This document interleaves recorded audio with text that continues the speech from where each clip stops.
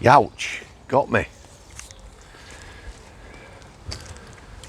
How we doing, guys? Quick little vlog today. If you would like a full-length version of this, then I'm happy to do that. I'm going to talk a little bit about Coroners Court. Only 10 minutes, little snippet. In relation to prison. I've never been in a civilian Coroners Court. So, 2 prisons, 2 Coroners Courts I've been in. One was fairly civil. I would say the coroner was a fairly decent person, and it was conducted in a manner that allowed for people being terrified, because people are. The other one in Manchester, I attended. Hostile environment, guys. So there's a young lady I'm hoping to meet and have a split fish soon. Split fish, St. Helens. They don't actually split your fish. I don't actually know what it means, but it's fish and chips. Anyway, this young lady, quite a brave lass, very positive. I'm hoping to interview her as well. She's a funeral director. So people might not be aware, funeral directors, their job is way more than you thought, and they're actually involved some of the time, along with coroners, in collecting bodies from police, crime scenes and the like. This brave lady, positive lady, has confirmed that everyone is absolutely shit scared of coroners. Police are scared of them. I know prison staff are, nursing staff in particular. And why should that be? Coroner's Court, what is a coroner about? For me, it's to be impartial and to find a cause of death. Yeah? Particularly when it applies to prison. And you know, I've been involved in deaths of custody. I met one young lady whose brother died tragically in prison, while in my care, as it were. He was on the healthcare. And you know, it causes a lot of angst. And quite often, there's a lot of unanswered questions. So first part of the process, ombudsman would come into prison. In my case, I worked on the healthcare. I sadly found this lad who had taken his own life. So the ombudsman interviewed me relative to that person. I'd done a 4-hour police interview.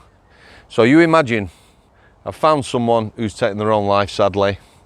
4-hour police interview. The policeman apologised, he was lovely. He said it had to be thorough for the coroner. I knew this lad really well, more than anyone. More than anyone on healthcare. I had more dealings with him, so I knew him inside out. So I would have thought at a coroner's court, somebody like myself would be quite valuable, because you can give people an insight to this guy's behaviour and what he was really like.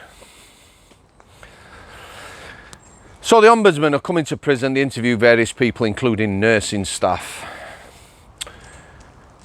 2 incidents this coroner's court involving nurses. One of them, a young lass, like a lot of staff, absolutely terrified. She spent a week, you know, worrying about having to go on a stand. She got on the stand, I was there, because I followed on not long after. It was towards the end of the 2 weeks. It was a 2-week investigation, as it were. She got on the stand. She was asked by the coroner, did you do this report? No. Why didn't you do that report? I was on holiday. That's it, she's done. Less than a minute, yeah? Incidentally, if she had done a report, no report is keeping anyone alive. The coroner's court is, what's the word I'm looking for? I need a good word for this. It's not impartial, quite definitely.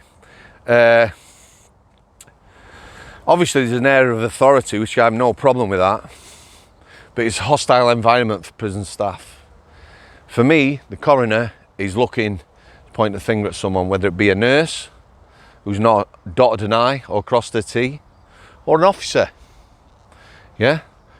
Do you know what happens? Do you know what happens with that? Do you know what it creates?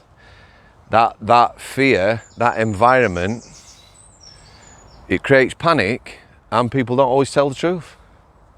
You know, the Ombudsman, I told him quite clearly, everything to do with a guy that I knew. I told him I'd had a 4-hour police interview. Now, this lad that I found, like I said, sadly, who'd taken his own life, I would, towards the end of the it was the end of the, whatever you want to call it, the end of the coroner's court, the end of the 2 weeks. I was introduced. The lad was Polish.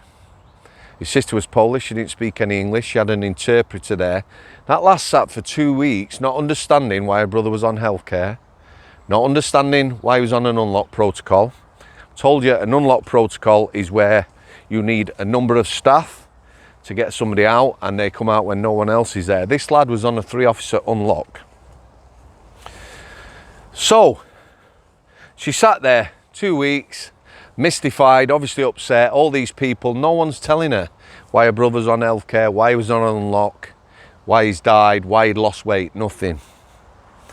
Can you imagine the trauma that caused her? Pretty much last day, coroner to me, yeah? Now listen, you guys have got an idea what I'm like. I'm not intimidated by people, you know. I were quite happy. Outwood Park, beautiful guys. Stevie, come on, kidder. So, he says, Officer Samworth, this young lady sat here for 2 weeks not knowing why, what I've just repeated, why her brother was on healthcare. I'm not laughing for that, it's the irony of it. Me, what I want to say is, let's keep it polite. Listen, Mr. Coroner, I've sat there, you know, yeah? You sent the Ombudsman, you've read everything that I know about this guy.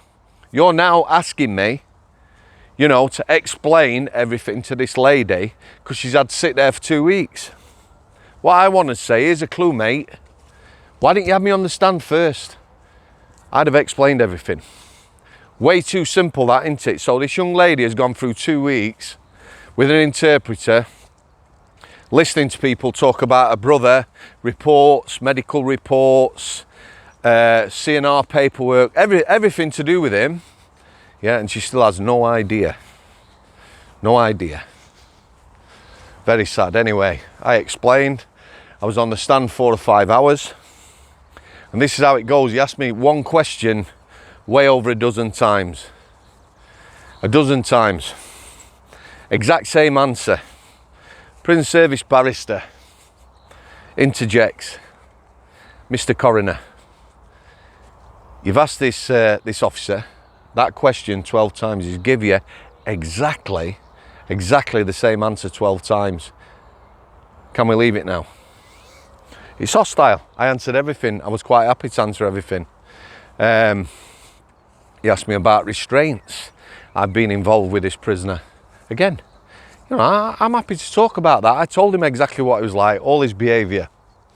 So let's sum this up, shall we? We get to the end of it. Prison barrister thanked me for, well, what he said was, and you guys know what I'm like, what he said was, you know, thank you for being honest, thank you for the way you came across. It was very professional, and it shed a lot of light on the incident for this young lady.